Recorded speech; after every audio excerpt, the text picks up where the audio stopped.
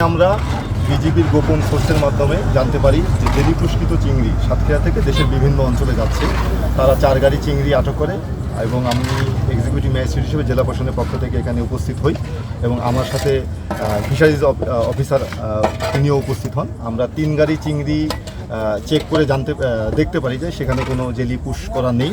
সেই গাড়িগুলো আমরা ছেড়ে দিই এবং একটি গাড়ির প্রায় 70-80 যে কর্কশিট বোঝাই যে চিংড়ি ছিল তার মধ্যে 41 ক্যারেট চিংড়ি আমরা শনাক্ত করি, সেখানে জেলি পুশ করা আছে।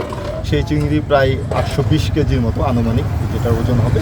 সেই চিংড়িগুলো আমরা জেলি শনাক্ত করে ধ্বংস করি এবং এখানে উপস্থিত যে কোম্পানি চিংড়ি যাচ্ছিল সেই কোম্পানির ম্যানেজারকে আমরা 20,000 টাকা জরিমানা করি। আর যে জব্দকৃত চিংড়ি সেই চিংড়িগুলো আমরা গাড়ির টাকা কিস্ত করে আমরা এই নদীতে ছেড়ে আমরা ডিসপোজাল করি।